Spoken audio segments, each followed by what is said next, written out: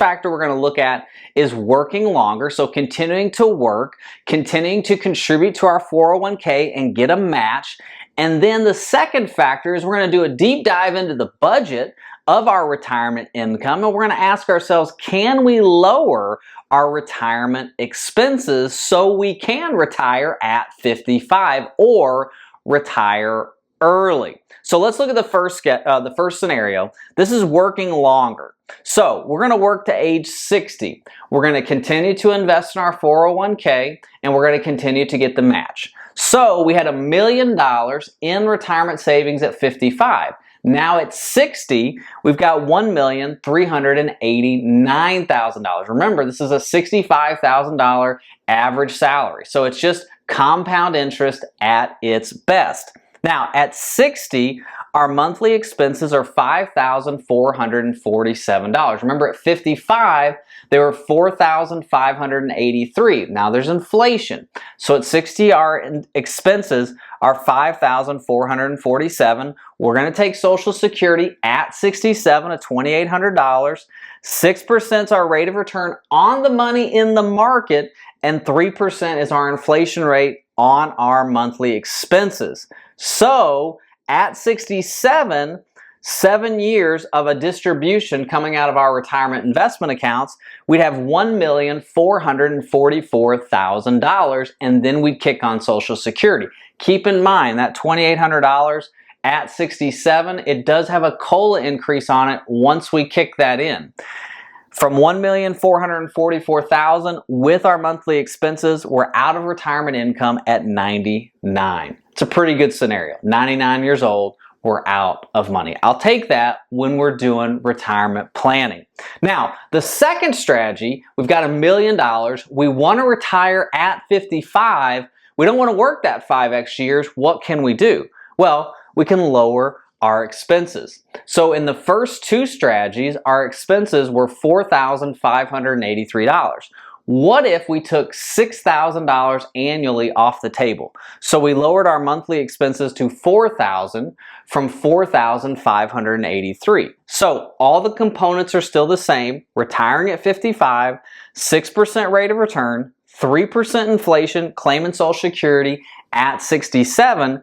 From $1 million, when we start claiming Social Security, we'd have $913,000. So 12 years, we go down about, what's that, $80,000-ish, and we're out of money at 91. That's actually a really good scenario. We've now made it to our early 90s. And keep in mind that your spending in retirement is going to decrease automatically over time. It's kind of like an upside down bell curve when you get into retirement. You spend more as you go into it, right? And then as you're kind of in there, it decreases. But how it works is when you get to your late 80s, early 90s, it starts to increase a little bit because of medical expenses. But in these scenarios, I feel really good getting us into our 90s. So when are you going to take Social Security? Now, I understand that if you're thinking about retiring at 55 or asking the question, can I retire at 55? Social Security is something that is maybe a decade or more away. But it is essential to understand when are you going to take Social Security. Let me explain why. If you take Social Security at 62 years old, you're only going to get 70% of your full retirement benefit. If you take Social Security at your full retirement age, and let's say for this video that age is 67, then you're going to get 100% of your full retirement benefit. And if you wait to age 70, if you're an overachiever, a broccoli eater, then you're going to get 124% of your full retirement benefit. Now, obviously, you can take Social Security at any age between ages 62 and 70. It doesn't make sense to take it past 70. So you can plan to take Social Security at 63, 64, 65, 66, 68, 69, any of those ages between 62 and 70. But If you're doing retirement planning at 50 and asking the question, how can I retire early? You want to know, when am I going to start taking Social Security? Why, Drew? Why do I want to know when I'm going to take Social Security? Well, here's the easy answer. Where is your retirement income going to come from age 55 to Social Security? Are you going to take money out of your IRA, out of your 401k using the rule of 55? Are you going to take money out of a taxable brokerage account? Are you going to take it from a home sale, a pension, cash? Where is your retirement income going to come from? How long can taking retirement income out of that investment last? How long is that going to last? For example, let's say you've got $1 million, okay, in your 401k, and you want to retire at the age of 55. Well, you're going to use the rule of 55. But let's say you need $60,000 a year for retirement income with inflation. And inflation's at 3.24%. So this $60,000 is going to grow every year by 3.24%. Well, $60,000 coming out of $1 million is a 6% withdrawal rate, meaning you are going to withdraw 6% of your retirement income from your retirement investing account. Now, the stock market has averaged 8% over the last 50 years. It's not a geometric return, so it's not an 8%, 8%, 8%. It's a very volatile. We might be up 30% one year and down 20% the next. But you're still going to need your $60,000 a year to live off plus inflation, right? So what is this $1 million going to look like in the next decade? When are we going to take Social Security? Are you going to take Social Security at 62, 67, or 70, or somewhere in between? You want to know this because at some point you've got to turn the spigot off of this $1 million, because 6% coming out is not going to last your entire retirement. And so you want to know, where's my next source of retirement income coming from? Because Social Security is going to help bridge your retirement income plan. So now, if we know at 55 we're going to have to take out retirement income for 12 years, we've got a better plan. At $1 million, we know if we make 6% a year, we withdraw 6% a year, that's basically going to be $1 million in 12 years. But what if we take out 6% a year and we only return 4% a year on our retirement investing accounts? How much money is going to be in our retirement investing accounts when we get to Social Security?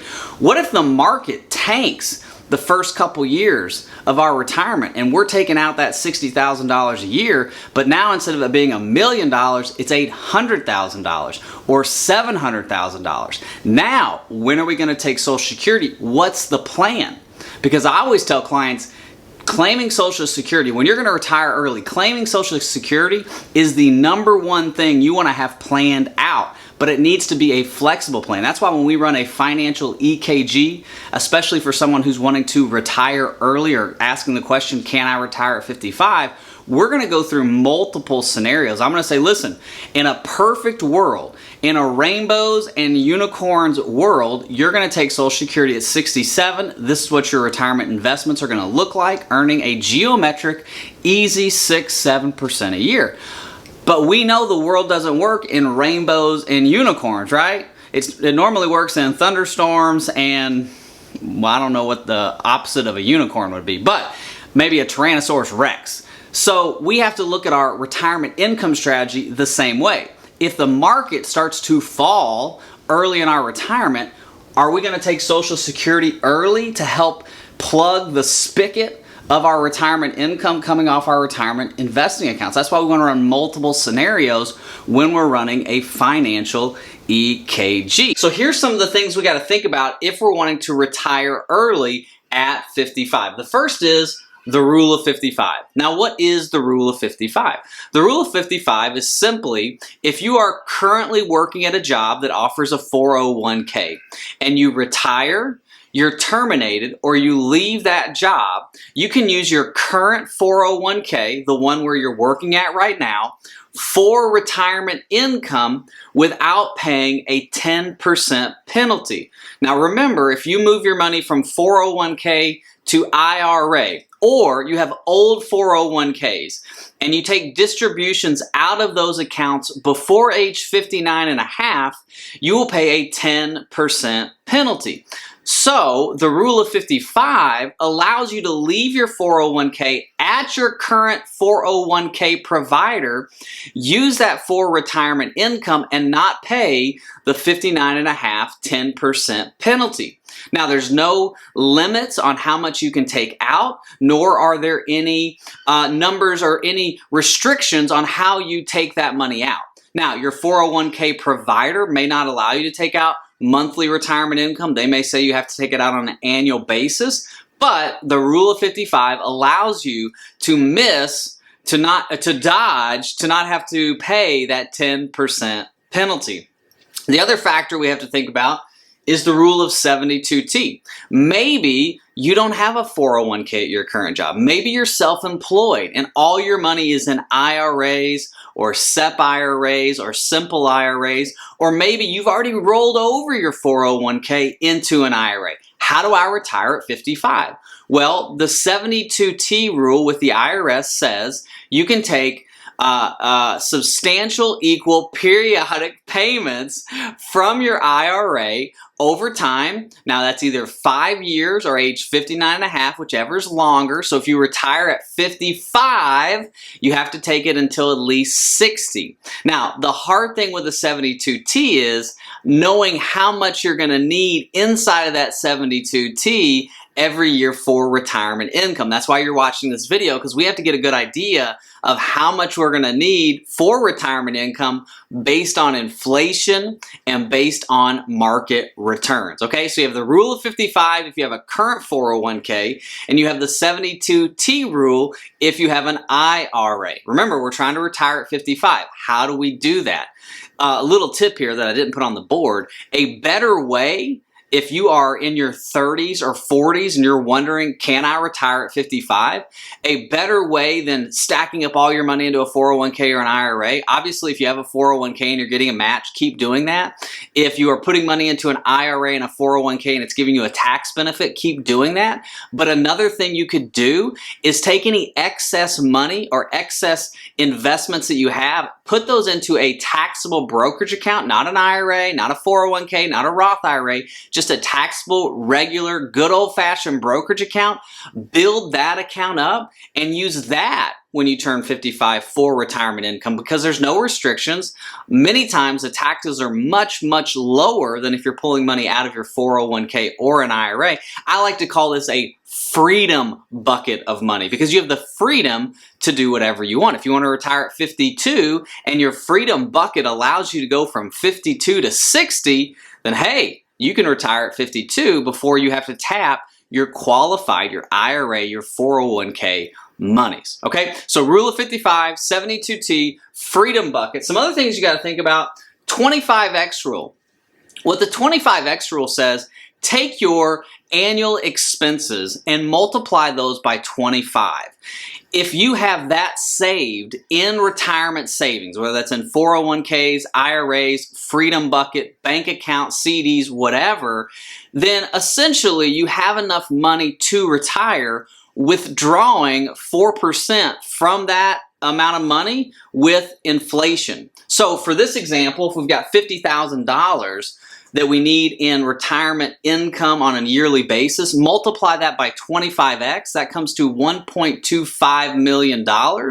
So essentially, the rule, or the 25x rule, says you could take 4% off of that $1.2 million with inflation, and it should last 30 years. It should last. That's what the rule says. It should last.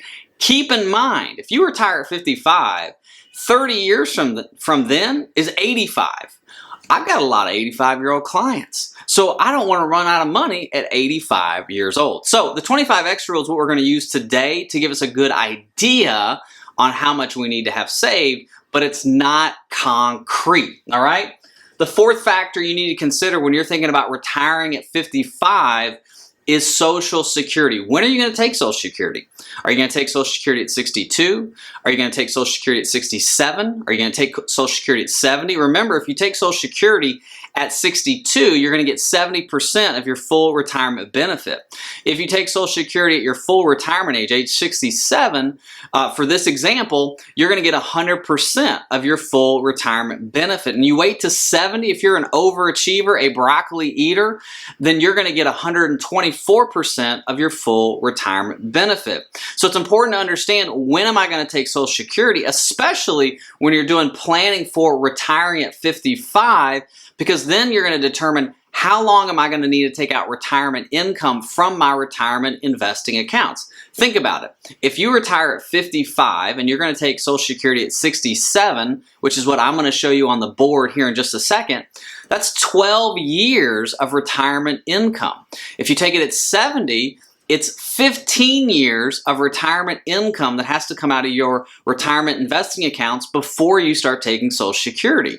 And so we've really got to know, when are we going to take Social Security? Is there any flexibility in taking Social Security? And what are the factors that I need to understand when it comes to Social Security planning? Single, married, spousal benefits, divorced spousal benefits. Those are all things that you need to understand if you're asking the question, can I retire at 55? And that's something that we do here at your Financial EKG. We run Social Security maximization schedules for clients so they understand exactly when they need to take Social Security, but also I show them the flexibility in taking Social Security early or later depending on market conditions. And that's something you can get. All the details are in the description below. Now, the fifth factor we need to understand when it comes to, can I retire at 55, how much do I need, is the risk involved in retiring at 55. And the first risk is the sequence of return risk. And that's what we're going to focus on today when we go on the board and I do the actual scenario for you. Sequence of return risk is basically this: that you go into retirement and the stock market falls multiple years, meaning the stock market goes down, you lose money for the first multiple years of your retirement. Think 2000, 2001, 2002, 2003. The market was down 3 straight years from 01 to 03. And so if you retired in 2000, you didn't have a positive year in your retirement investing accounts until the year 2004. And then what happened 4 years later? 2008, 2009. And so you really want to understand, what's the risk I'm taking on my retirement investing accounts? And again, what is the flexibility? What are the changes that need to be made in my retirement income if the market goes down early or late during my retirement? All right, can I retire at 60 with $500,000 saved for retirement, and should I claim Social Security early? That's what we're going to look at. We're going to dive into the software, and I'm going to show you why this couple should claim Social Security at 62, not delaying their Social Security, and I'll go through the different reasons why that is. Are you ready for that? Because I know I just said something that you don't hear a lot of financial advisors talk about, and that's claiming Social Security early. All right, so here's what we got. We've got Drew and Valerie. Obviously, that's me and my wife. The names have been changed on this couple to protect the innocent. Now, they are both 60 years old. They do live in Florida, so they have a low state and local tax, but they still have federal taxes, so that's something we do need to look at. And they're both retired. So, we're already in retirement. Now, they came to me after they retired and said, hey, when should we claim Social Security, and are we going to be okay? Now, I was doing a full financial EKG for these individuals. Would have loved for them to come to me before they retired and ask those questions, but it's okay that they came to me afterwards. Hey, we're going to work wherever you are at. And if you want a financial EKG, in the description below is a link to get in touch with us, and we can go through a retirement plan for you that's individualized. Because you can get a retirement plan anywhere. You can get a free plan at Vanguard. You can get a free plan at Fidelity. But you can only get your financial EKG with me. All right, so here we go. So Social Security benefits. Now for Drew at 62, it's $1,750. For Valerie at 62, it's $2,100. Now she was the primary breadwinner for most of their lives. So let me show you the Social Security differences here. So for her, her full retirement age is 67 because she was born after the year 1960. The benefit at 67 would be $3,000. For him, it would be $2,500. And you can see how there's a difference and how they grow as we wait. So at 63 for her, it's $2,250, $2,400, $2,600, $2,800, $3,000. And if you delay even longer, $3,240, $3,480, and $3,720. Now that all looks fine and dandy, but we've got to get to these ages first. And we have to think about where's the income going to come from if we delay Social Security, and what are the taxes going to be like on those assets? So for them, they have traditional IRAs, 2 of them plus the bank.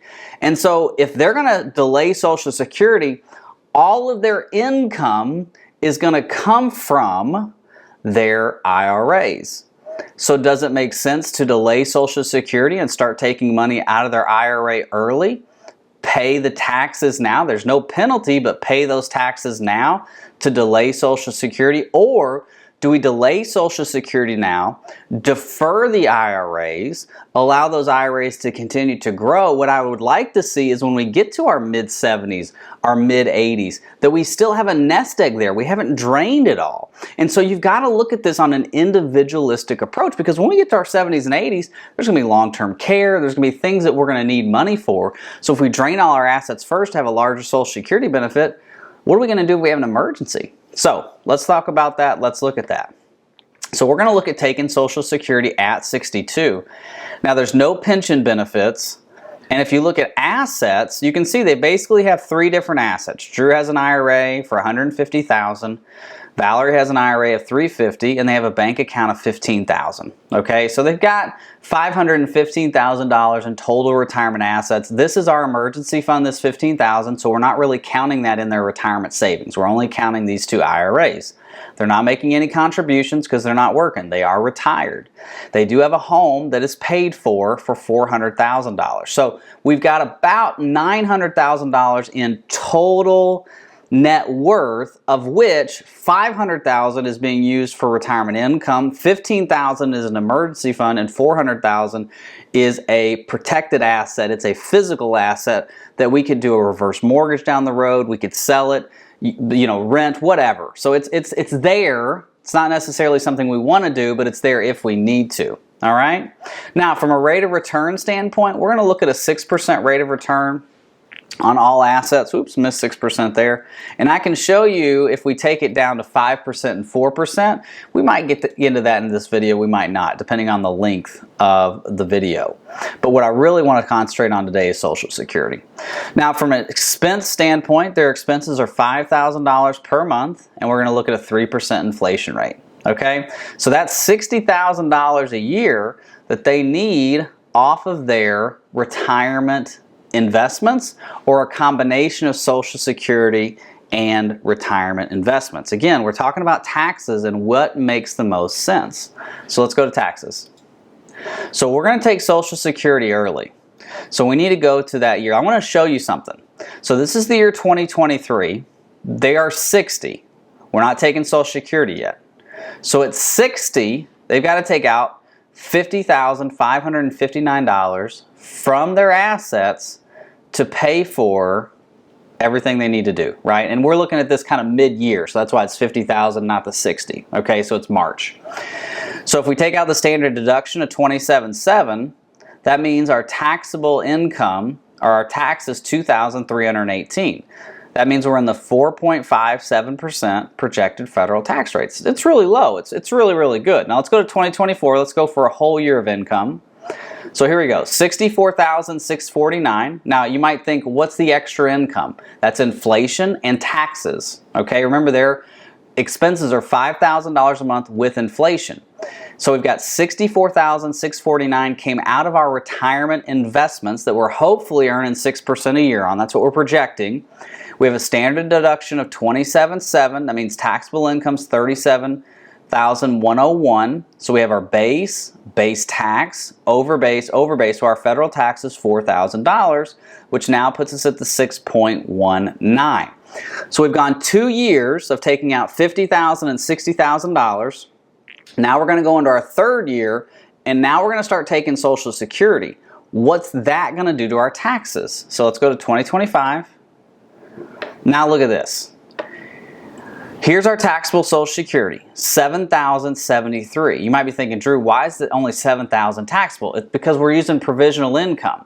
Provisional income is taking your investment income, like your IRAs, ordinary income, plus interest, plus half of your Social Security, plus any tax-free interest. That gives you provisional income, and that determines how much of your Social Security is taxable. Well, for them, their provisional income is only causing $7,000 of their Social Security to be taxed. Now, they're taking all of their Social Security, which we did it on the board, so all of their Social Security is $46,200 at 62.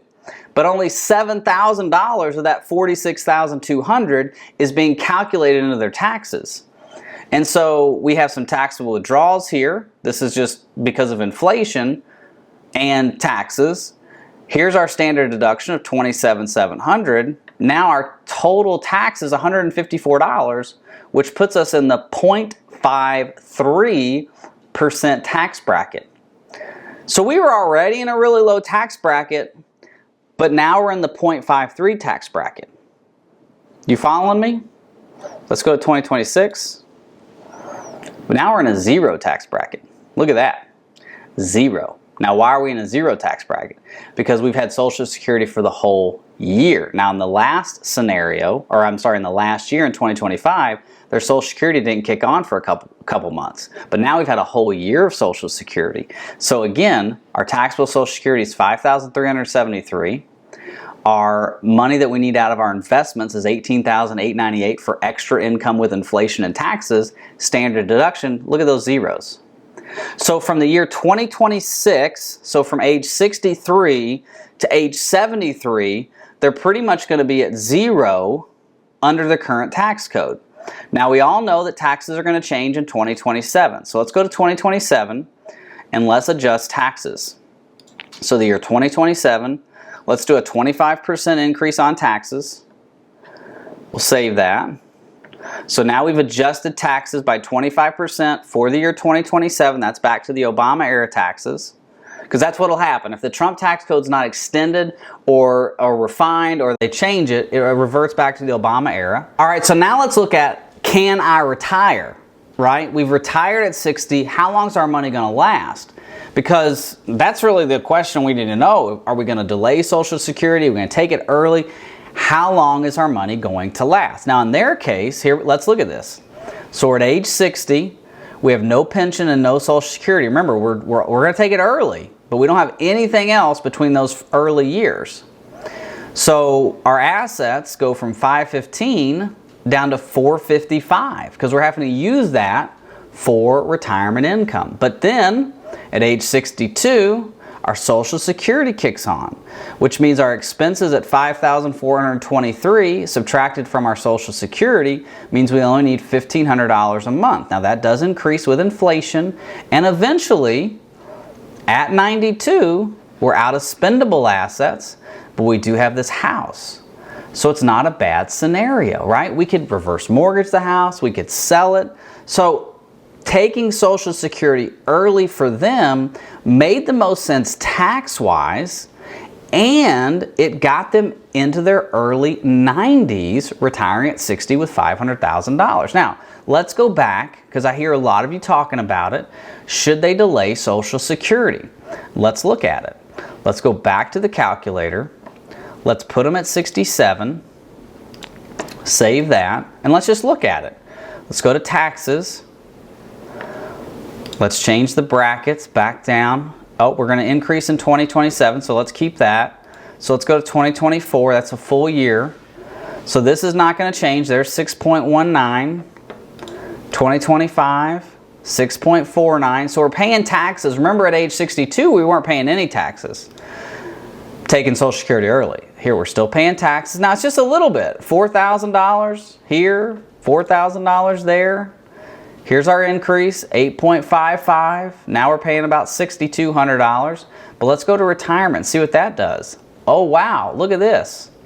Now we're going to delay Social Security to 67, but look what it does. We're out of money at 86. Remember, at 62, we were out at 92. So 1, 2, 3, 4, 5, 6, 7 years. Now, how long did we delay Social Security?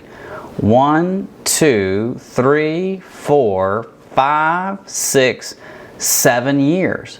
By delaying Social Security 7 years, we ran out of income 7 years earlier than we did claiming Social Security at 62. Now, does this work for everybody? Is this your situation? Should you run out and claim Social Security at 62?